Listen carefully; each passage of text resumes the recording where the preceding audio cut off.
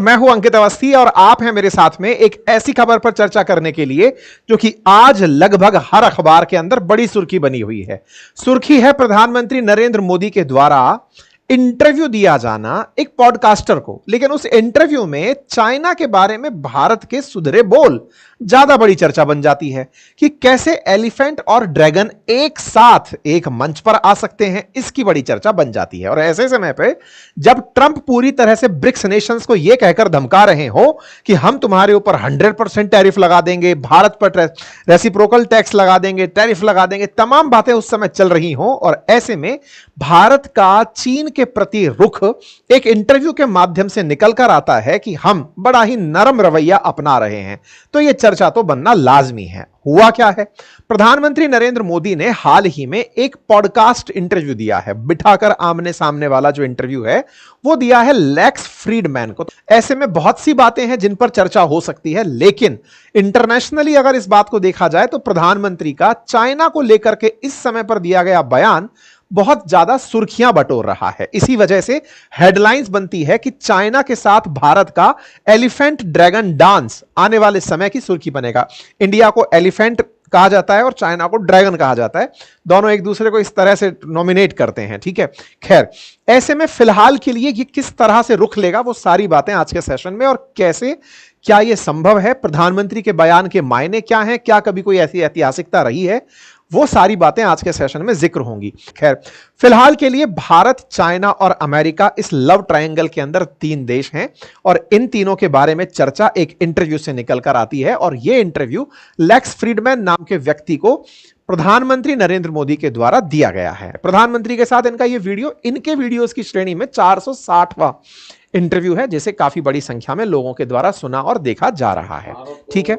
उसी इंटरव्यू में प्रधानमंत्री ने लेक्स फ्रीडमैन से बात करते समय चाइना के विषय पर अपनी राय रखी। अब देखिए, 2 बहुत बड़ी बातें हैं। जब प्रधानमंत्री इस तरह की बात रख रहे हैं तो 1 महीने पहले जो वीडियो रिकॉर्ड हुआ है, अगर वो अब आया है तो प्रधानमंत्री की बातें रिकॉर्ड होने के बाद एडिटिंग में भी गई होंगी, कई सारे वॉइस टाइटल्स भी डले होंगे, कई और भाषाओं के अंदर भी अनुवादित हुई होंगी, तमाम चीजों से गुजरती हैं। और इनकी जो बातें हैं वो बातें बड़ी ही सोच समझकर की गई बातें हैं। कैसे कि पता है कि लेक्स फ्रीडमैन और इलॉन मस्क के बीच का क्या रिलेशन है, किस तरह से अमेरिका में उसे पहचान प्राप्त है, ट्विटर पे जिसके 4.2 मिलियन फॉलोअर हैं, जिसके ट्वीट को ही 14 मिलियन से ज्यादा लोगों ने देखा कि प्रधानमंत्री के साथ मैं इंटरव्यू कर रहा हूं। तो प्रधानमंत्री को भी पता था कि अगर वैश्विक स्तर पर मुझे बात पहुंचानी है तो लेक्स फ्रीडमैन को अच्छा इंटरव्यू देना फायदेमंद रहेगा। जैसे चुनाव के समय पर भारत के द्वारा, प्रधानमंत्री के द्वारा बहुत से मीडिया हाउसेस को इंटरव्यू दिए जाते हैं, ऐसे ही इंटरनेशनल परिप्रेक्ष्य में प्रधानमंत्री के द्वारा पता है कि इस समय जो भी चल रहा है, चाहे ट्रंप के प्रभाव चल रहे हों, चाइना भारत का रिलेशन चल रहा हो, इन विषयों पर अगर इस दौर में बात की जाए तो ये आने वाले समय के लिए अपने आप में एक बड़ी सुर्खी बनेगी, और ऐसा हुआ भी। और आजकल पॉडकास्ट का जो उपयोग है, जैसे अपने देश के अंदर स्मिता प्रकाश जी जब कोई पॉडकास्ट करती हैं तो ANI की तरफ से पॉडकास्ट होता है, लेकिन वो उसको बाद में न्यूज मीडिया को बांट देती हैं, फिर वही क्लिप्स बन करके न्यूज बन जाती हैं। आजकल पॉडकास्ट अपने आप में न्यूज सर्कुलेशन का भी एक बड़ा एक वो बन चुका है, न्यूज डिस्ट्रीब्यूशन सेंटर बन चुका है। एनीवे, फिलहाल के लिए प्रधानमंत्री का जो बयान है वो आप यहां से तो सुन नहीं पाए, तो मैं अब आपको, क्योंकि अगर मैं चला भी दूं तो हो सकता है कि कॉपीराइट आ जाए, इसलिए जो बातें कही वो मैं आपको बोलकर सुना देता हूं, हमारा ध्यान उस पर होना चाहिए। तो प्रधानमंत्री ने अपनी बातों में कहा कि भारत चीन का सहयोग केवल हमारे 2 देशों के लिए फायदेमंद नहीं है, बल्कि वैश्विक स्थिरता और संपन्नता के लिए जरूरी है। 21वीं सदी एशियाई देशों की सदी है, ऐसे में प्रतिस्पर्धा होना स्वाभाविक है, यानी कि 2 देशों के बीच का कंपटीशन होना स्वाभाविक है, लेकिन विवाद नहीं होना चाहिए। प्रधानमंत्री ने एक और बात यहां पर कही और इतिहास को याद दिलाते हुए कहा कि पुराने रिकॉर्ड्स ऐसा बताते हैं कि भारत और चीन एक वक्त दुनिया की GDP को 50% से अधिक योगदान देते थे। दोनों देशों के बीच गहरे सांस्कृतिक संबंध थे, जिसे हम भविष्य के लिए मजबूत रखना चाहते हैं। यह बात अपने आप में एक तरफ इशारा करती है कि ऐतिहासिक रूप से भारत और चीन एक दूसरे के साथ थे, नंबर 1। नंबर 2, हम दोनों के बीच कोई विवाद नहीं था। नंबर 3, जब आप इतिहास को दोहराकर आगे की बात करते हैं तो फिर आप ये उम्मीद दिखाते हैं कि जब 2 पड़ोसी साथ में रहते हैं तो मतभेद होना लाजमी है। एक परिवार में भी मतभेद होते हैं, लेकिन हमारा ध्यान यह सुनिश्चित करने पर हो कि ये मतभेद विवाद में ना बदलें। हम इसी दिशा में सक्रिय तरीके से काम कर रहे हैं। कलह की बजाय हम बातचीत पर जोर देते हैं, क्योंकि केवल बातचीत के जरिए ही हम एक स्थिर और सहयोगी संबंध बना सकते हैं। तो प्रधानमंत्री ने चीन के विषय पर जो अपनी राय रखी, उस राय के आधार पर अब मैं आपको कुछ ऐतिहासिक तथ्य भी इसी वीडियो के माध्यम से बता सकता हूं। तो जहां तक बात है इसकी कि आज प्रधानमंत्री के बयान का असल मायना क्या निकाला जा रहा है, तो मायना यह कि भारत और चीन क्या वापस नजदीक आ रहे हैं। तो देखिए, यह बात तो रशिया ने पहले ही हम दोनों के बीच में शुरू करवा दी थी। इन दोनों के बीच बढ़िया हैंडशेक करवा करके गलवान वैली इंसिडेंट के बाद जब भारत और चीन एक दूसरे के सामने कन्फ्रंट करने के लिए आ गए थे, उसके बाद जिस तरह से दोनों देशों को एकदम वापस से बैक टू स्टेजेस किया और बैठा करके दोनों की बातचीत करवाई, और उसके बाद यह तय हुआ कि आगे से हम लोग एक दूसरे के साथ अच्छे व्यवहार रखेंगे। यह ऐसे समय पर हो रहा है जब भारत और चीन अपने एक दूसरे के डिप्लोमेटिक रिलेशंस के 75वीं वर्षगांठ में एंट्री कर रहे हैं। सन 2025 हम लोगों के 75 वर्ष की पूर्णता को दर्शाता है, आपसी रिश्तों की, डिप्लोमेटिक कूटनीतिक रिश्तों की। वर्ष 1950 में दोनों देश एक दूसरे के साथ डिप्लोमेटिक रिलेशन शुरू किए थे एज ए इंडिपेंडेंट कंट्री। अच्छा, अब ऐसे में प्रधानमंत्री का इतिहास को लेकर के जो बातें कही गई, उन पर भी हम चर्चा करेंगे। चीन का इतिहास बहुत प्राचीन है। चीन कभी भी प्राचीन काल से उतना समृद्ध नहीं रहा जितना भारत था। ये वो इंटरव्यू के तथ्य हैं। चीन ने भारत से बहुत कुछ सीखा है, जैसे भारत से ज्ञान, धर्म, संस्कृति। अब जब बात करते हैं बुद्धिज्म की, तो बुद्धिज्म भारत से ही चाइना गया था, और भारत ने चीन से वस्त्र, कागज, खान पान और परंपराएं ली हैं। तो दोनों के इतिहास को याद करके फ्यूचर को सकारात्मक रूप देने का जिस कालखंड में प्रयास किया गया है, यह काफी मायने रखता है।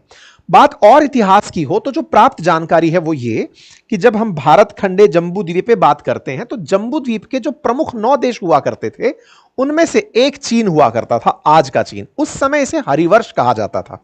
आज का चीन अगर देखा जाए तो वह हरिवर्ष, भद्राश्व और किम पुरुष नाम के देशों से मिलकर के बना होता था, अगर प्राचीन काल के अंदर आप जाकर देखते हैं।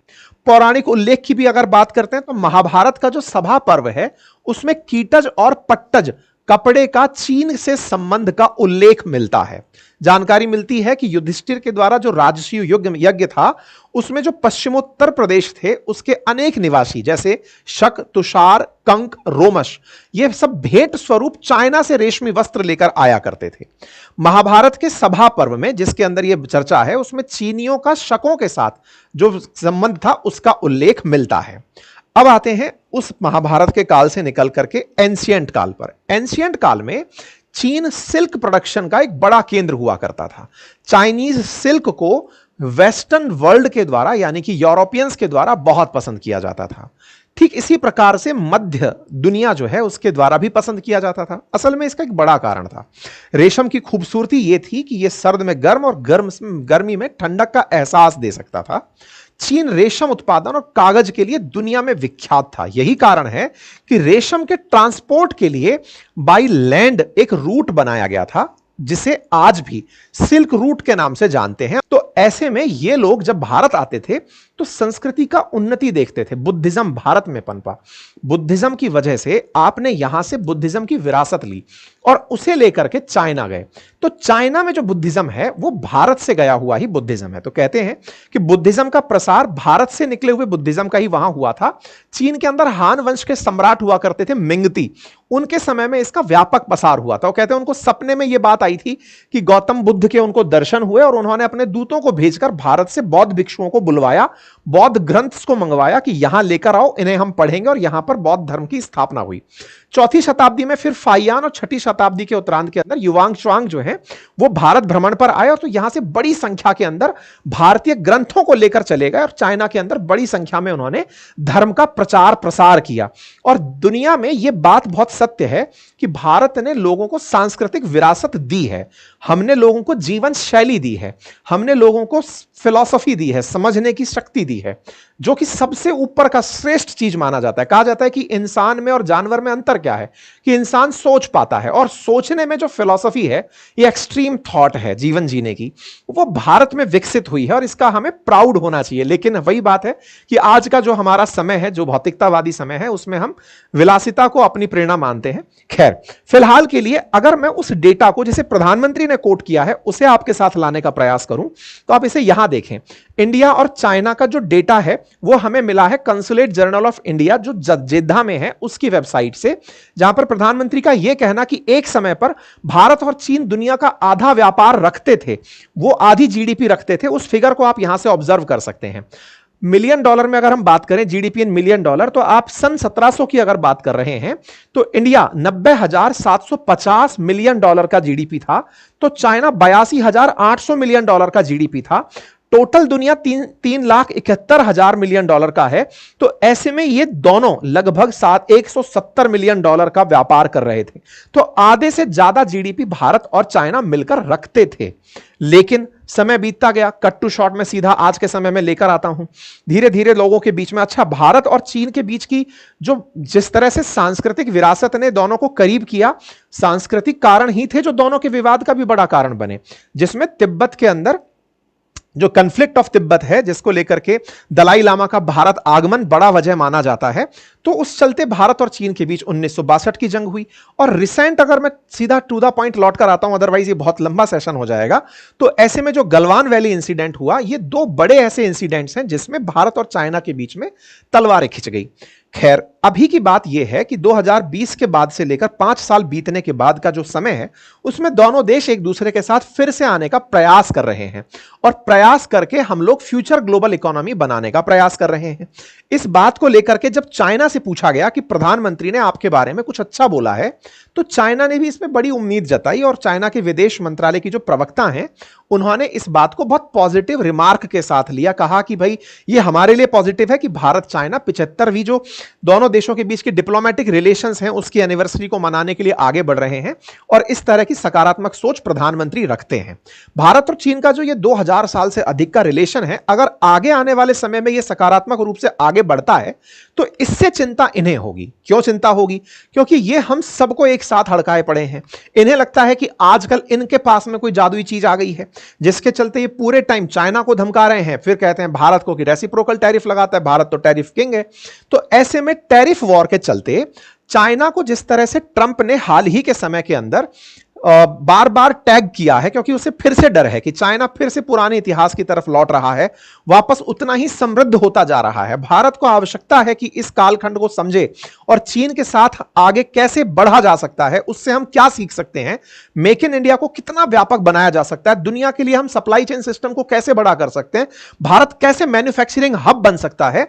भारत को बहुत सी सीखें चाइना से सीखने की है, और साथ में रहते हुए अगर हम ये सीखते हैं तो ये अपॉर्चुनिटी भी है, क्योंकि चाइना और भारत को ट्रंप द्वारा वास्तविकता में एक दूसरे के नजदीक लाया जा रहा है। क्यों? क्योंकि ब्रिक्स नेशंस को यह कहते हुए कह देना कि अगर आपने डी डॉलराइजेशन की कल्पना की तो मैं 100% टैरिफ लगा दूंगा, तो यह भारत और चाइना के लिए एक अवसर की तरह है, और भारत को इस अवसर को आगे सकारात्मक रूप से देखना चाहिए। लेकिन हां, भारत और चाइना के ट्रेड में जिस तरह की असमानता है, भारत ट्रेड डेफिसिट में रहता है चाइना के साथ व्यापार करके, आवश्यकता है कि हम उसे कम करें।